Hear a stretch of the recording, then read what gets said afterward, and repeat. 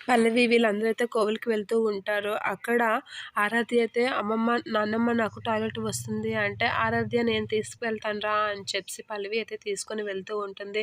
రా పార్వతి అని రాజేంద్ర అయితే అక్కడున్న టేబుల్ మీద అయితే కూర్చుని ఉంటారు. అలా కూర్చుంటూ ఉన్న పార్వతి చేతిలో ఉన్న ప్రసాదాన్ని రాజేంద్ర ప్రసాద్ తీసుకుని తింటూ ఉంటాడు. అలా రాజేంద్ర ప్రసాద్ అయితే ప్రసాదం తింటూ పార్వతిని అయితే పిలుస్తూ ఉంటాడు. అయినా పార్వతి పలకకుండా పరధ్యానంలో ఉంటుంది. ఇక అది చూసి రాజేంద్ర ప్రసాద్ పార్వతి అని అయితే పిలుస్తూ తన చేతిలో అయితే ప్రసాదం పెడుతూ ఉంటాడు. అది చూసి పార్వతి అని గట్టిగా పిలిచేసరికి ఏమైందండి అని అంటూ ఉంటుంది. ఏంటి పార్వతి అలా ఉన్నావు? దేని గురించి ఆలోచిస్తున్నావు?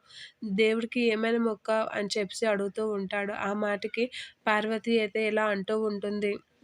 నాకు అక్షయ్ దేవుడికి ఏమని మొక్కానంటే అని అంటూ ఉంటుంది. అదే పార్వతి ఏమని అంటే, అక్షయ్ నాకు ఎప్పటికీ దూరం అవ్వకూడదని మొక్కానండి. నాకు ఎప్పుడు దూరంగా అవ్వకుండా నాకు దగ్గరగానే ఉండాలి అక్షయ్ అని చెప్పి అంటూ ఉంటుంది. అలా అనగానే రాజేంద్ర ప్రసాద్ ఎందుకు పార్వతి ఎక్కువగా ఆ విషయాన్ని తలుచుకొని బాధపడుతున్నావు అని చెప్పి అంటూ ఉంటాడు.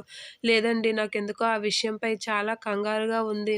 ఆ విషయము మాటి మాటికి తలుచుకొని కా మనసు చాలా కలత చెందుతుంది అనేది అంటూ ఉంటుంది. ఆ మాట వినగానే ఒక్కసారిగా పల్లవి షాక్ అవుతూ ఉంటుంది. ఏంటి అత్తయ్య ఇలా అనుకుంటుందనైతే షాక్ అవుతూ ఉంటుంది. ఇక వాళ్ళిద్దరైతే అక్షయ్ గురించైతే మాట్లాడుతూ ఉంటారు. ఇక ఆరాధ్యని తీసుకొని వస్తున్న పల్లవి అయితే ఆ మాటలు విని షాక్ అయ్యి అలా చూస్తూ ఉండిపోతుంది వాళ్ళ కాసి.